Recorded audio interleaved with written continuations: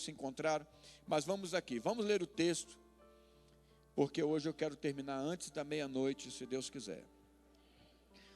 Eu quero falar sobre o modelo de servo, que era a mensagem que a pastora Genoveva iria pregar, e que ela me solicitou que viesse ministrar aqui, e eu fiquei naquela dúvida, irmão, se eu vim ou não, sabe? Acabei vindo. Irmãos, vocês mesmos sabem que a visita que lhes fizemos não foi inútil. Apesar de termos sido maltratados, vocês estão me acompanhando aí? Não, coloque o texto aí, por favor, queridos. Tessalonicenses, primeira carta de Paulo aos Tessalonicenses, capítulo 2, do verso 1 ao verso 20. Está aqui. Isso. Irmãos, vocês mesmos sabem que a visita que lhes fizemos não foi inútil. Apesar de termos sido maltratados e insultados em Filipos, como vocês sabem, com a ajuda de nosso Deus, tivemos coragem de anunciar-lhes o Evangelho de Deus, em meio a muita o quê? Muita luta. Pois nossa exortação não tem origem no erro, nem em motivos impuros, mas nem temos intenção de enganá-los. Ao contrário, como homens aprovados por Deus, para nos confiar o Evangelho, não falamos para agradar pessoas, mas a Deus, que prova o nosso coração. Vocês bem sabem que a nossa palavra nunca foi de bajulação, nem de pretexto para ganância. Deus é testemunha. Nem buscamos reconhecimento humano, quer de vocês, quer de outros. Embora como apóstolos de Cristo pudéssemos ter sido um peso, fomos bondosos quando estávamos entre vocês, como uma mãe que cuida dos próprios filhos. Sentindo assim tanta afeição por vocês, decidimos dar-lhes não somente o Evangelho de Deus, mas também a nossa própria vida, porque vocês se tornaram muito amados por nós. Irmãos, certamente vocês se lembram do nosso trabalho o quê? Esgotante, da nossa fadiga. Trabalhamos noite e dia para não sermos pesados a ninguém, enquanto lhes pregávamos o Evangelho de Deus. Tanto vocês como Deus são testemunhas de como nos portamos de maneira santa, justa e irrepreensível entre vocês, os que creem. Pois vocês sabem que tratamos cada um como um pai trata seus filhos, exortando, consolando e dando testemunho para que vocês vivam de maneira digna de Deus, que os chamou para o seu reino e glória. Também agradecemos a Deus sem cessar o fato de que, ao receberem da nossa parte a palavra de Deus, vocês a aceitaram, não como palavra de homens, mas conforme ela verdadeiramente é, como palavra de Deus que atua com eficácia em vocês, os que creem. Porque vocês, irmãos, tornaram-se imitadores das igrejas de Deus em Cristo Jesus que estão na Judéia. Vocês sofreram da parte dos seus próprios conterrâneos as mesmas coisas que aquelas igrejas sofreram da parte dos judeus que mataram o Senhor Jesus e os profetas e também nos perseguiram. Eles desagradam a Deus e são hostis a todos, esforçando-se para nos impedir que falemos aos gentios. Gentio, gente, é tudo aquilo que não é judeu, é gentio. E esses sejam salvos. Dessa forma, continuam acumulando os seus pecados. Sobre eles, finalmente, veio a ira. E veio a ira porque todas as vezes que acumulamos pecado e a nossa medida de injustiça transborda, perdemos o direito de viver. Do ponto de vista de Deus é isso.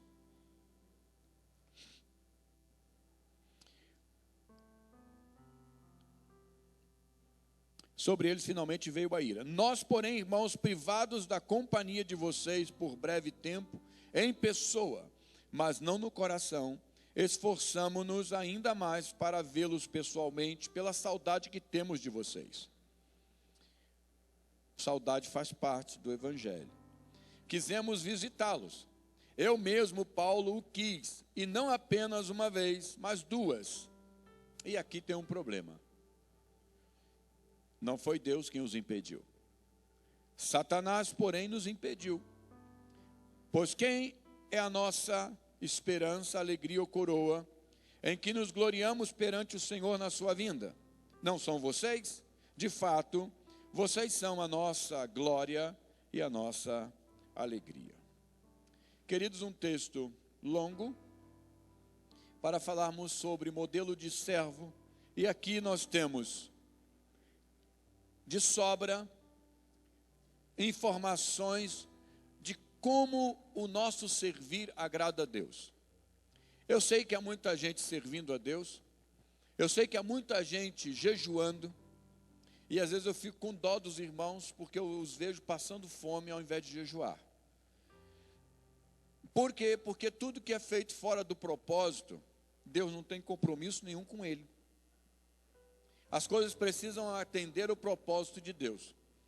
Às vezes até interpretamos mal o texto, quando lemos, e dizemos, todas as coisas, a Bíblia diz, todas as coisas juntamente contribuem para o bem daqueles que amam a Deus, aleluia.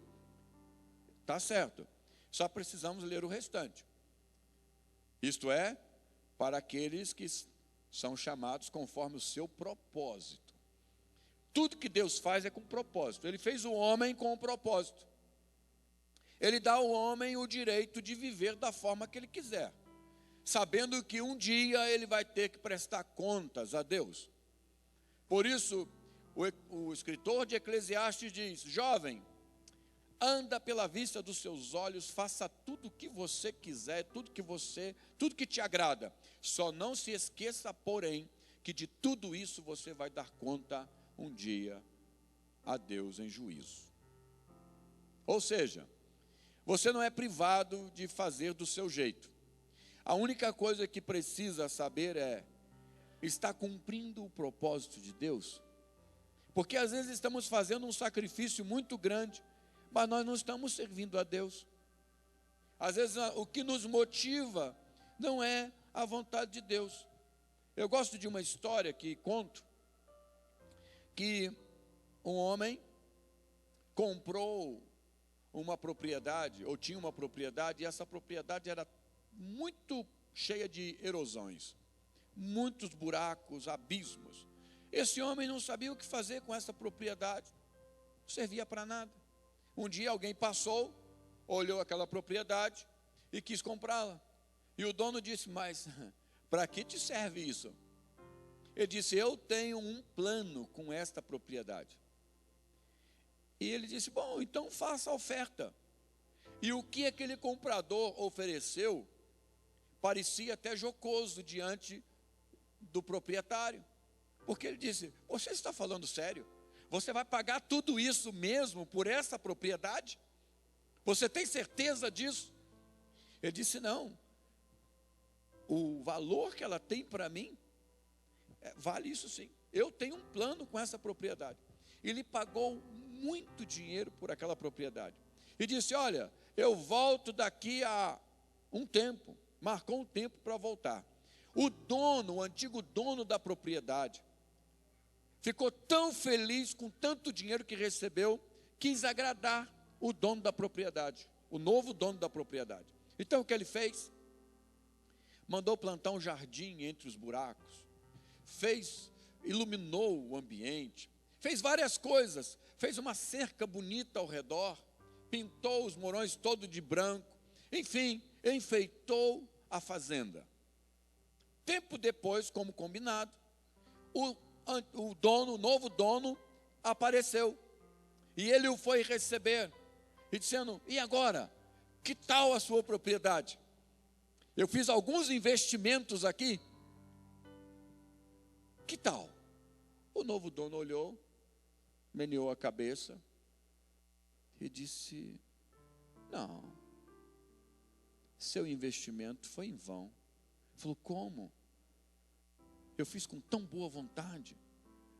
Ele disse, é que o propósito que eu tenho com essa propriedade é diferente do que você fez. Não atende ao propósito para qual eu comprei. Sabe, queridos, muitos naquele dia vão chegar diante de Deus e vão apresentar o seu trabalho. E Ele vai olhar e vai dizer: mas não foi para isso que eu te comprei. Eu paguei muito caro quando a sua vida estava cheia de buracos, cheia de erosões. Mas eu tinha um plano. Você tinha que ter esperado o meu plano. Você investiu mal. Não é para isso que eu quero você. Eu tenho um plano para a sua vida.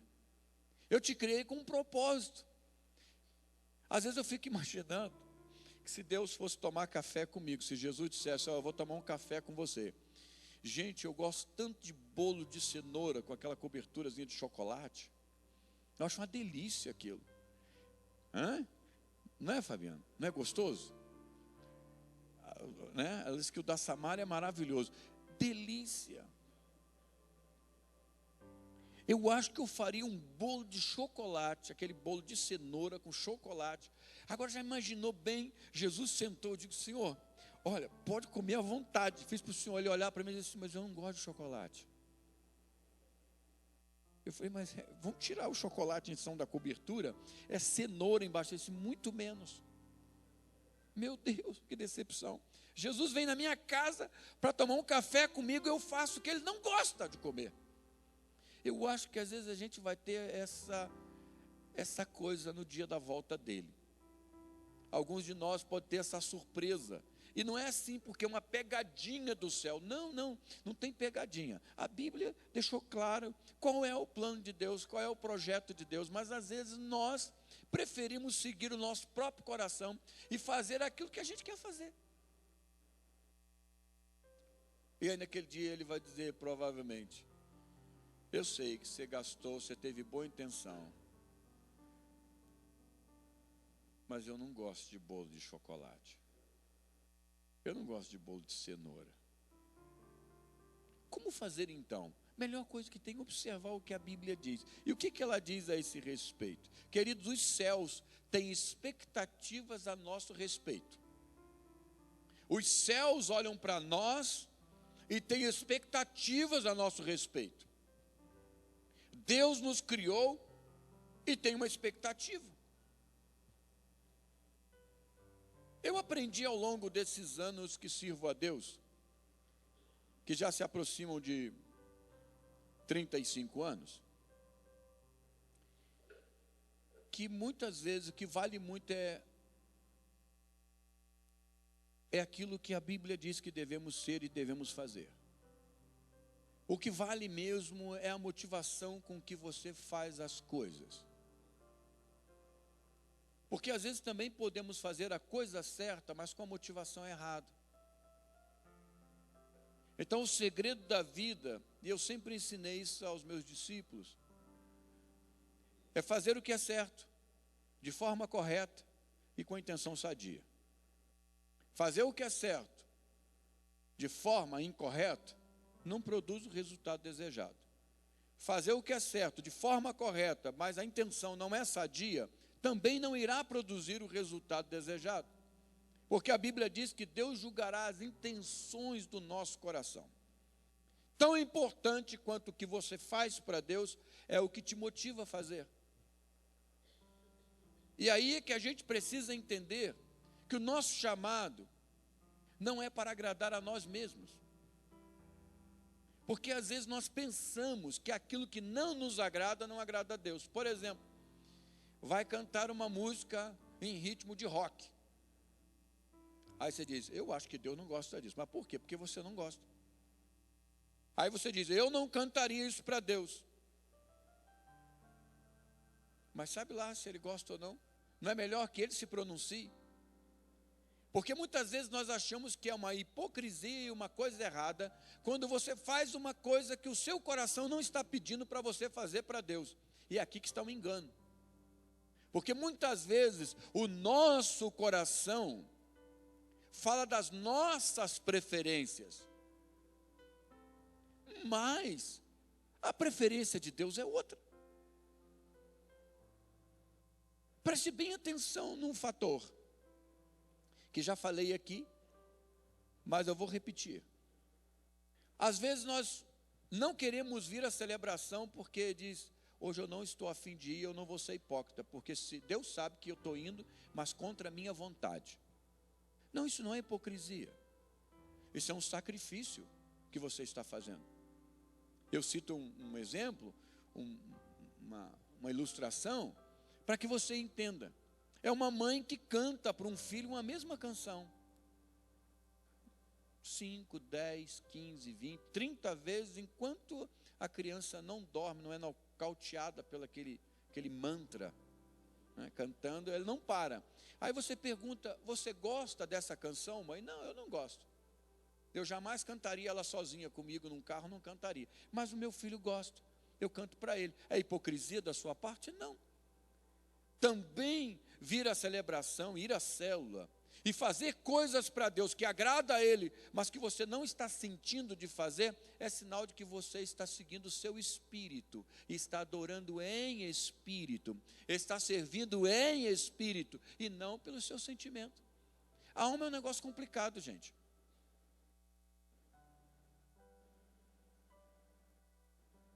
Não é verdade? As mulheres que o digam. No momento de TPM, elas não estão com vontade de nada. Aí elas vão orar, não estou com vontade de orar. Eu não estou com vontade de cantar, estou irritada. Fazer o quê? É a alma. Tem dia que a minha alma me diz, não vai para a igreja hoje. Você não acha que você está trabalhando demais? Tenha dó de você mesmo. Já pensou bem? Olha, semana inteira. Domingo é celebração. Terça-feira é rema. Quinta-feira é célula, quarta-feira curso, quinta célula. Você precisa ter tempo para você. Você não acha que você está sendo demais? Já imaginou naquele momento que você está jejuando? Aí você começa a sentir dor de cabeça, fica mal-humorado. Ou seja, os bichos que estão dentro de você começam a aparecer. Aí você diz, o que é que vai adiantar isso para Deus? Irado desse jeito que eu estou, mal-humorado, mal-estar. Aí vem aquela vozinha e diz assim, para com isso, desiste. Deus não vai aceitar esse negócio. Olha o estado que você está. Não, querido. Isso é sinal que o jejum está produzindo verdadeiro efeito. Porque ele está mostrando quem você é, para que você se torne quem você deve ser para Deus e em Cristo.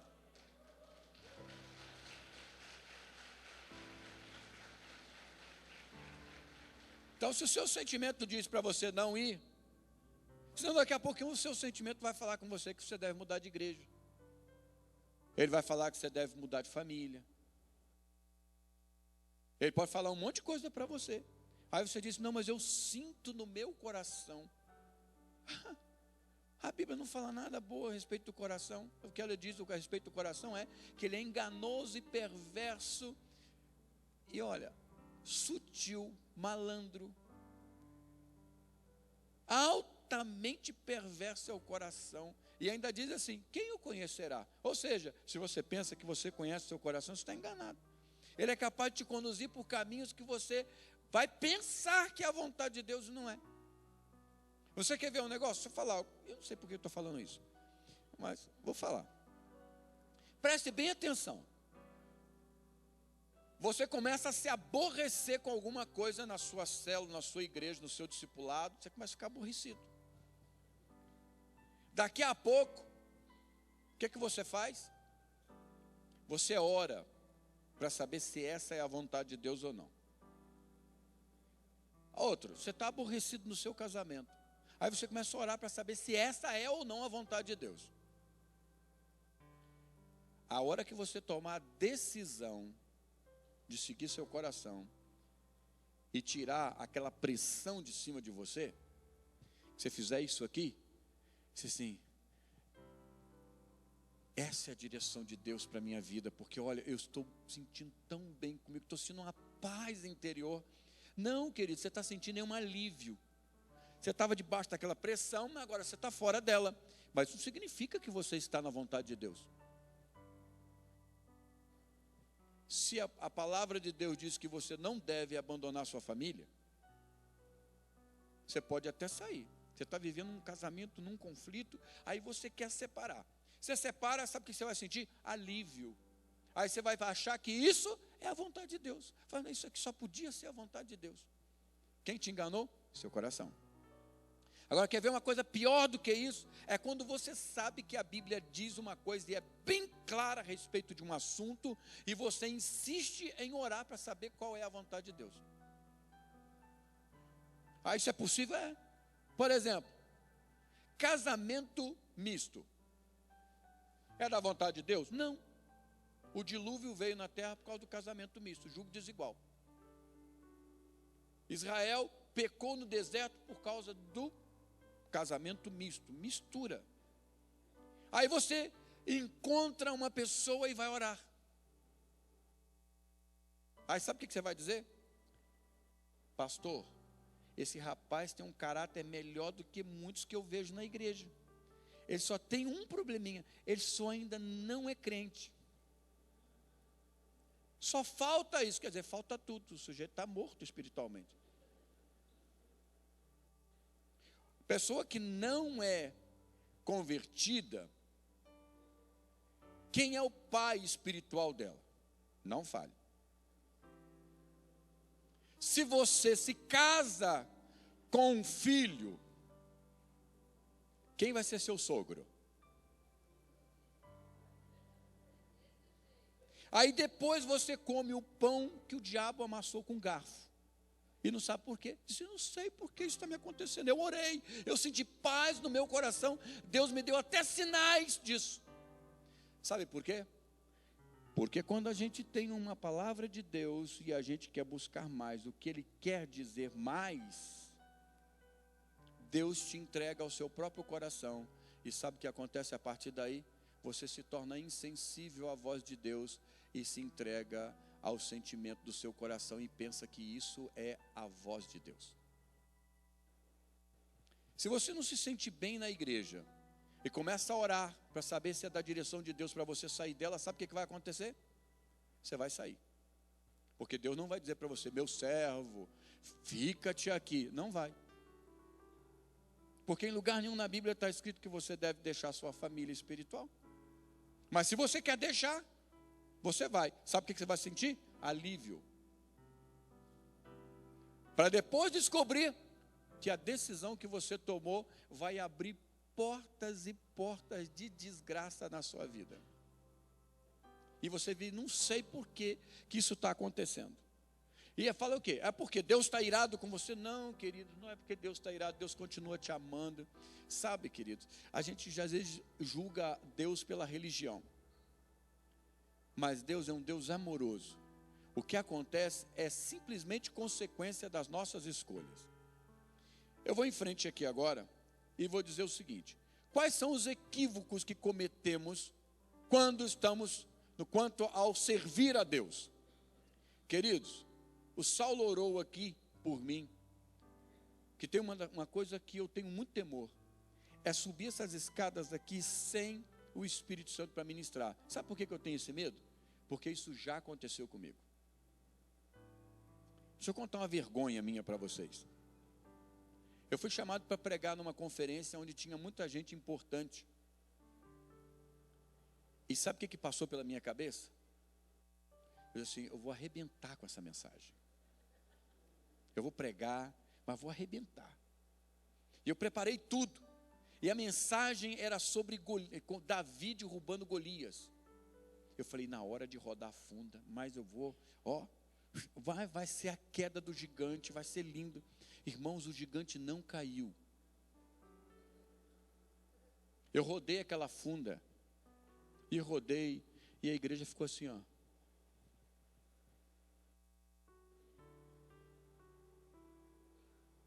E para piorar, eu ainda tinha agido conforme um outro pregador tinha pregado.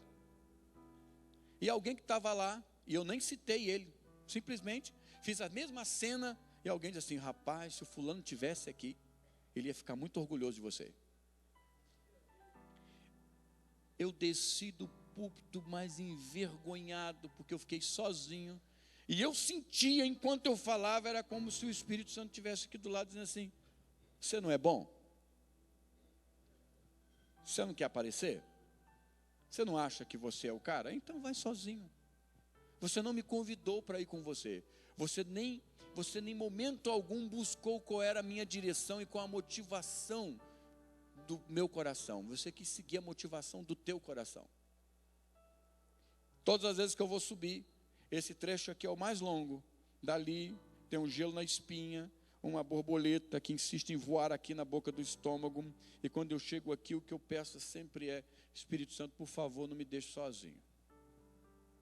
Porque fazer a obra de Deus no braço, irmãos, é um cansaço, é um enfado. Ser líder de uma célula sem o poder do Espírito Santo é enfadonho. Terça-feira eu quero falar na Rema aqui, se Deus quiser, sobre isso mais profundamente.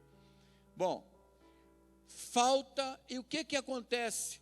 Que servimos a Deus de maneira errada.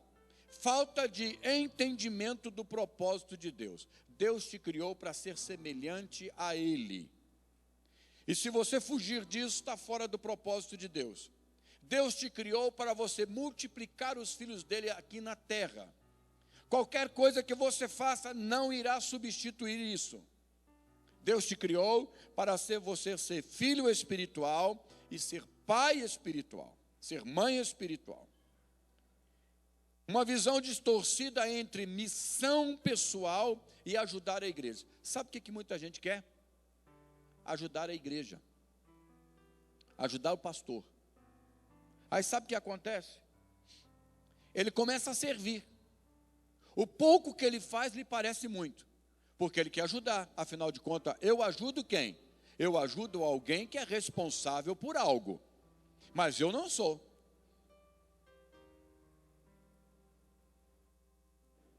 Aí eu começo a ajudar.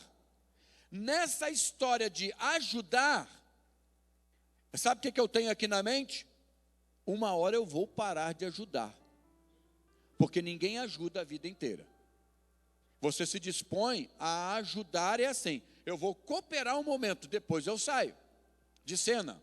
Outra coisa, se eu só quero ajudar, eu vou ajudar enquanto eu estiver sendo agradado, porque se me agrada eu ajudo, se não me agrada eu também não vou ajudar. É diferente de ter um senso de missão. O senso de missão é: eu tenho uma missão, a igreja vai me ajudar. Deus me chamou para fazer uma grande obra. Eu preciso aprender com os mestres da igreja como realizar esta obra. Então, a igreja vai me ajudar, eu vou aproveitar do que ela tem para me ajudar. E eu vou fazer a missão que Deus me deu. Se a igreja me ajudar, eu faço. Se a igreja não me ajudar, eu quero fazer igual, com o que eu tenho, porque eu dependo não é da igreja, eu dependo da graça de Deus. Isso é senso de missão. Se eu me aborrecer com o irmão, eu vou me consertar com ele, porque aborrecido com o irmão, eu não vou conseguir fazer a obra de Deus, porque ele não vai me abençoar, e aí a minha missão vai parar. Então eu me acerto com o meu irmão, porque eu preciso realizar a obra de Deus. Eu não quero morrer sem realizar o que Deus me chamou para fazer. Vocês estão entendendo a diferença entre ser um ajudante, ter uma mentalidade de quem ajuda, e uma mentalidade de quem tem uma missão a cumprir? Quem tem uma missão sabe que é para a vida toda. Eu vou viver para esta missão. O meu alvo de vida não é o quanto eu vou sofrer ou deixar de sofrer. O sofrimento não vai me tirar o senso de missão. Agora, se eu sou só ajudante, você quer me machucar, então você se vira sozinho. Eu não estou mais aqui para te ajudar. Porque eu vim para te ajudar, você ainda me machuca, então fica você sozinho. Afinal de contas, eu não sou pago para fazer essas coisas, isso é obrigação de quem recebe. Agora, quando eu entendo que eu tenho uma missão, eu vou servir. Eu vou começar servindo não com perfeição, mas vou procurar me aperfeiçoar no que estou servindo, porque eu quero servir cada vez mais.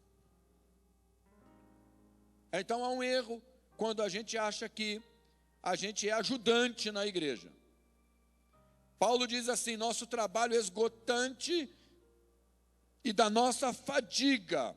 Trabalhamos dia e noite. Quem ajuda, sabe qual o senso que tem? Olha, eu vou até onde isso não me exija nenhum sacrifício. Se me exigir cansaço, fadiga, trabalho fora da minha rotina, eu não quero. Porque aí é o seguinte, eu não tenho senso de missão. Se eu não fizer, outro que faça. Mas quem tem o senso de missão pensa diferente, como Paulo. Ele disse: vocês se lembram do nosso trabalho esgotante e da nossa fadiga. Ele diz: trabalhamos noite e dia. E por que ele fazia isso?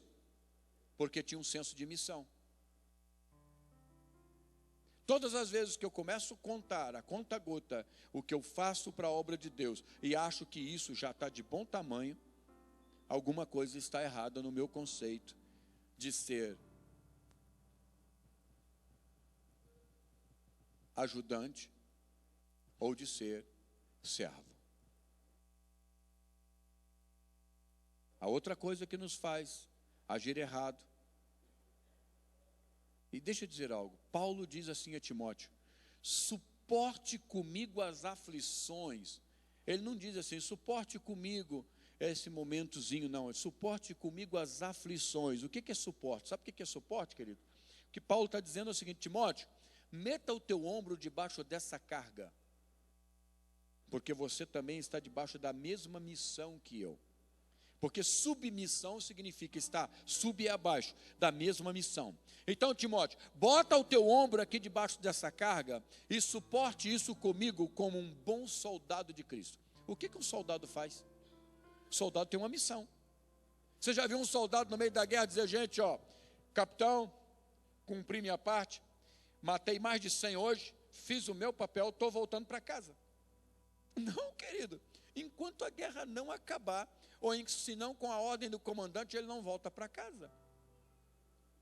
O que Paulo está dizendo é: eu estou alistado, eu estou debaixo de uma missão que você está também, Timóteo. Então vamos juntos, meter os ombros e servir como um bom soldado de Cristo. Agora, ignorância quanto ao papel da igreja e o seu papel nela. O que é a igreja? A igreja é o corpo de Cristo. É impossível, querido, escute o que eu vou dizer. É impossível que o mundo conheça Jesus se não for por intermédio da igreja. Espero não confundir sua cabeça agora o que eu vou dizer. Deixa eu fazer uma pergunta para vocês. Jesus está aqui no meio da igreja? Sim ou não? Sabe quem está aqui no meio da igreja? O Espírito Santo.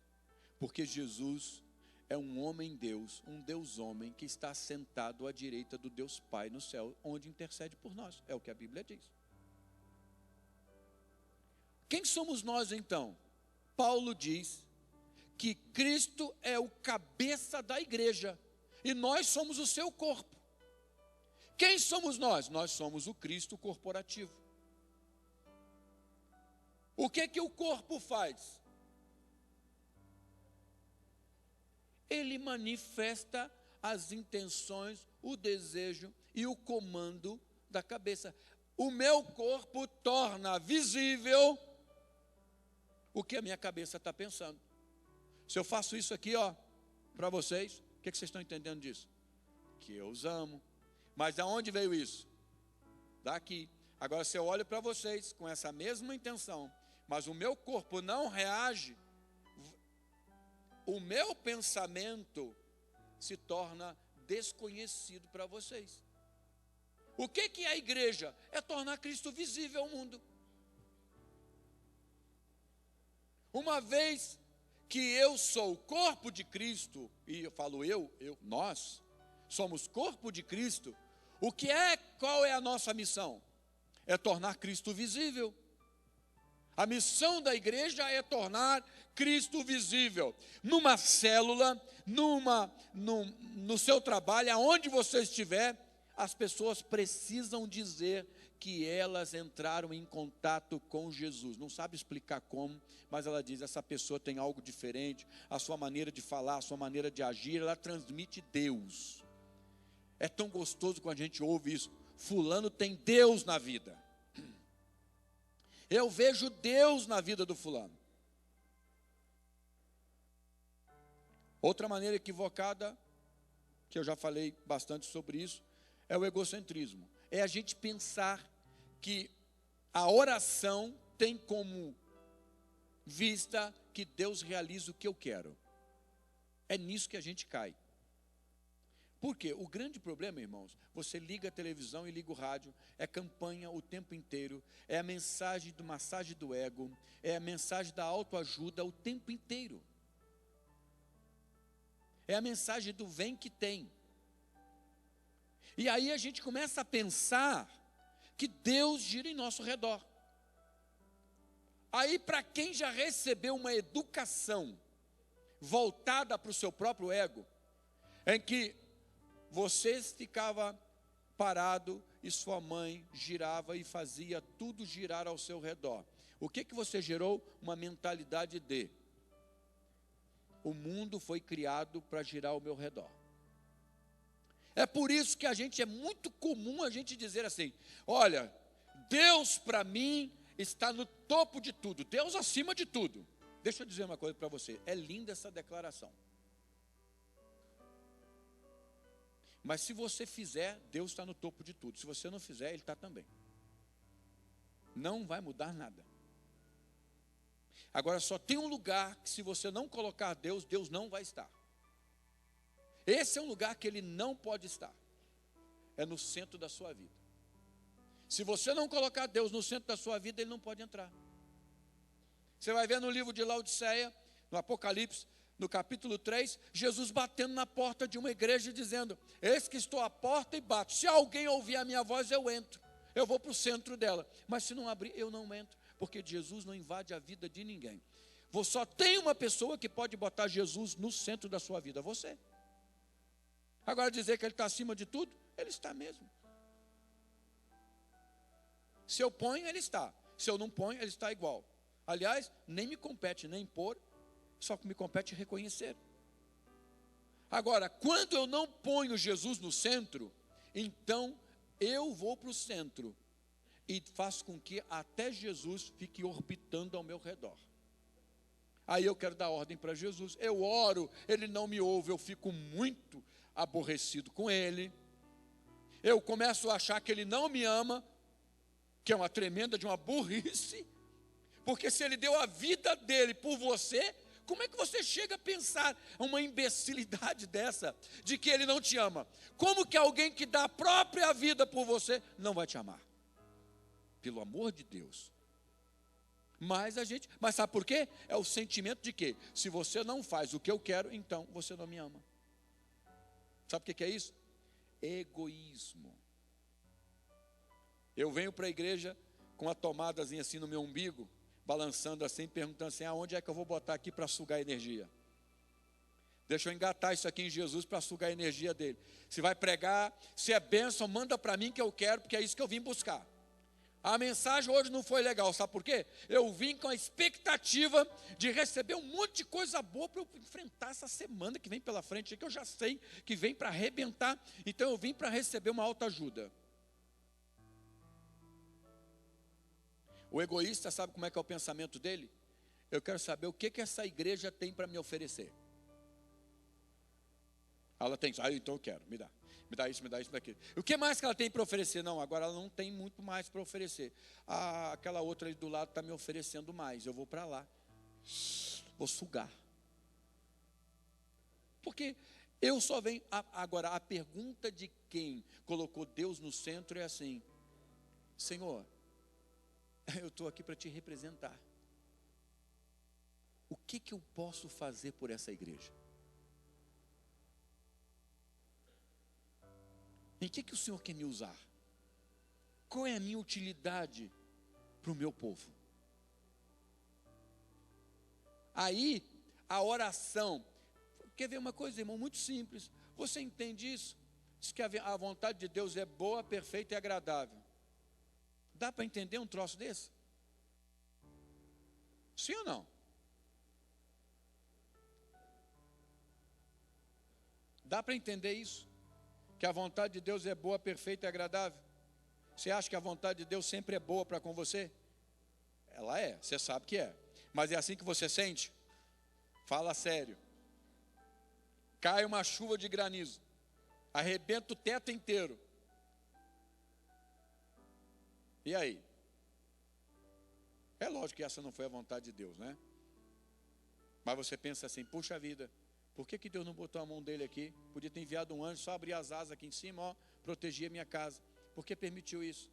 Eu estava aqui dentro da igreja adorando a Deus, quando eu saí, meu carro não estava lá mais. Roubaram meu carro. Por que Deus não cuidou do que era meu?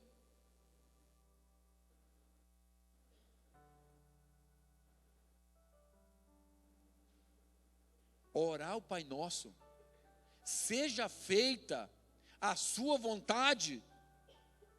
Você está louco? Como é que eu vou orar um negócio desse? Seja feita, a menos que eu não seja egoísta, porque se eu for egoísta, eu não tenho como orar isso. Como é que eu vou orar, seja feita a sua vontade? E se a vontade de Deus contrariar as minhas expectativas e os meus desejos? E se a vontade dele for diferente daquilo que eu penso e quero para a minha vida? Só tem uma maneira de entender isso. Quando o que eu mais quero na minha vida é fazer a vontade de Deus, e que a vontade de Deus seja a minha cachaça, seja o meu vício, que a vontade de Deus seja o maior desejo do meu coração. Eu estou tão apaixonado por Ele, que eu quero que a vontade dEle seja realizada. E para mim aí não vai importar se a minha vai ser feita, se eu vou sofrer ou não. Eu vou ter sempre uma coisa aqui dentro de mim, uma felicidade que ninguém vai conseguir tirar. Porque é interessante, a gente busca ser feliz, e ser feliz para a gente é o bem-estar.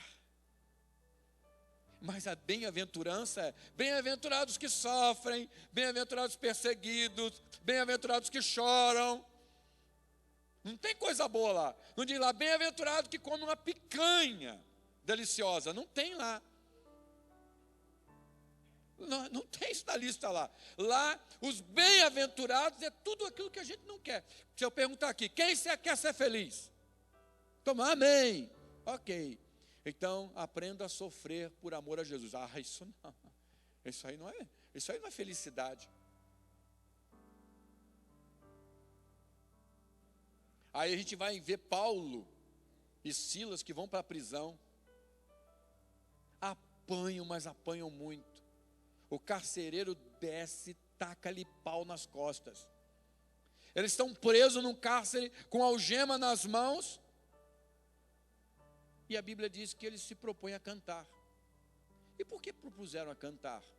Eu vou cantar porque quem sabe assim Deus vai me ouvir, vai me tirar dessa cadeia. Não, queridos, a Bíblia diz que eles só cantavam porque eles estavam felizes de estarem sofrendo por amor a Jesus. A gente não entende isso, não adianta falar. Isso não vai entrar muito fácil assim. Não dá para entender. Ser feliz porque está sofrendo por amor a Jesus é exatamente isso. Vocês viram aquele vídeo? Aquele povo que estava sendo morto. Os cristãos sendo mortos. Uma menininha de 9 aninhos. Quando ameaçaram o pai dizendo assim, que era para ele negar a fé. Senão eles iam matá-la na frente dele. E ele ficou com pesar no coração, não sabia o que fazer. A menininha olhou para ele e disse assim, pai, não faça isso. Não tire de mim a alegria de dar a minha vida por Jesus. 9 anos. Não tire de mim, pai, a alegria e o privilégio de dar a minha vida por Jesus.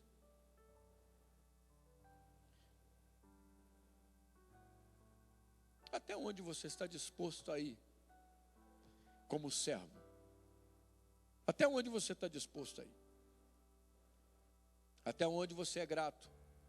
Porque às vezes queremos fazer as coisas para ganhar mais de Deus. Mas quando na verdade a gente só devia ser grato. De tudo que recebemos. Queridos, escuta, pelo amor de Deus. Você tem, preste atenção, você tem o máximo da vida. Você tem a vida eterna.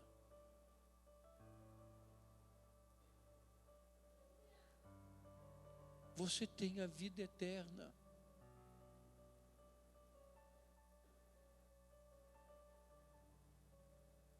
Um jovenzinho foi ao meu gabinete e disse assim para mim: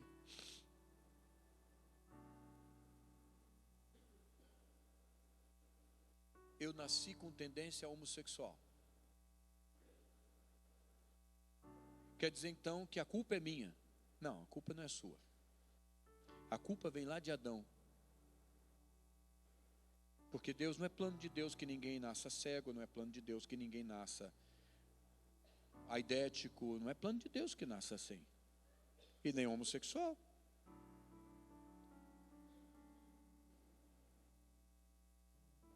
Ele falou, então quer dizer que por culpa dos outros eu vou ter que viver o resto da minha vida infeliz? Eu falei, não, você só vai viver, se for isso infelicidade para você, você vai viver um pouquinho mais de vida assim, porque sua vida vai acabar logo.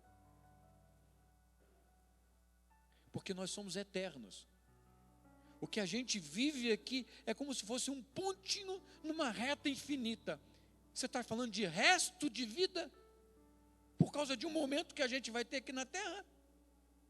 Resto? O resto da minha vida não, querido. Na eternidade você não vai ser homossexual. E nem vai sofrer porque não pode dar expansão a essa volúpia infame.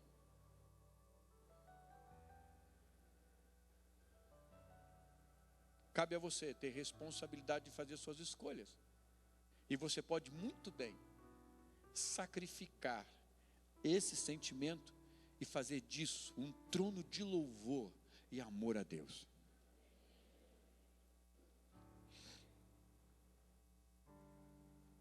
Alguém me perguntou, como é que a gente vence tentação? Fazendo dela o seu louvor. Você está tentado por alguma coisa? Encara ela de frente. Porque quanto mais você lutar contra isso, mais essa coisa vai despertar o desejo em você. Porque a lei tem esse poder. Os mandamentos têm esse poder de despertar o lado ruim que você tem. O que você faz então? Faz disso o seu culto. Olha e diz, Senhor, eu te dou graças que essa não é mais a minha vida. Não é isso mais que faz parte da minha vida. Eu te dou louvores. Eu te agradeço porque o Senhor me livrou disso. Louvado seja o teu nome. Porque o meu prazer hoje é outro. É te agradar e é te servir. Pronto, você vai ver para onde vai. Perde a força. O que fazer então para agradar a Deus? E eu encerro aqui. Quero citar para você. Escute. Ser amante de si mesmo, egoísta, irreconciliável, desobediente, destratável, ingrato, é sinal dos últimos dias. Se você está querendo saber dos sinais da vinda de Jesus, leia 2ª carta de Timóteo, capítulo 3, aquele texto lá diz, nos últimos dias serão tempos trabalhosos, os homens serão amantes de si mesmo. O mundo hoje te ensina e te forma para você ser amante de si mesmo, então tome cuidado, porque isso é um sinal da vinda de Jesus. Agora, qual é o modelo ideal de servo? Só vou citar. Dependente de Deus. Paulo diz, com a ajuda de nosso Deus, nós estamos indo à frente. Corajoso no testemunho. Ele diz, tivemos coragem de anunciar o evangelho de Deus em meio a muita luta. Qual é o modelo ideal? Caráter aprovado por Deus, como homens aprovados por Deus. Qual é o modelo ideal? Compromisso em agradar a Deus. Não falamos para agradar a pessoas. Há quem não cumpra a sua missão porque tem medo de desagradar os outros. Diz, sem bajulação, nossas palavras nunca foram de bajulação. sem agenda oculta, ele diz, nem de pretexto de ganância. Deus é nossa testemunha. E finalmente, sem busca de reconhecimento dos homens. Ele diz, não buscamos reconhecimento dos homens. Enfim, cultivo então o seu coração como o coração de uma mãe e como o coração de um pai, que foi isso que Paulo falou ali. Nós os amamos com o coração de mãe, nós os amamos com o coração de pai. Tenha um coração para amar as pessoas, tenha um coração para se apaixonar por Deus e pela sua igreja e pelo seu reino. Tenha um coração de pai e de mãe, tenha saudade das coisas boas, das bons relacionamentos. Promova esses relacionamentos sadios, e nisso está a vontade de Deus para a sua vida, para te abençoar e para te prosperar.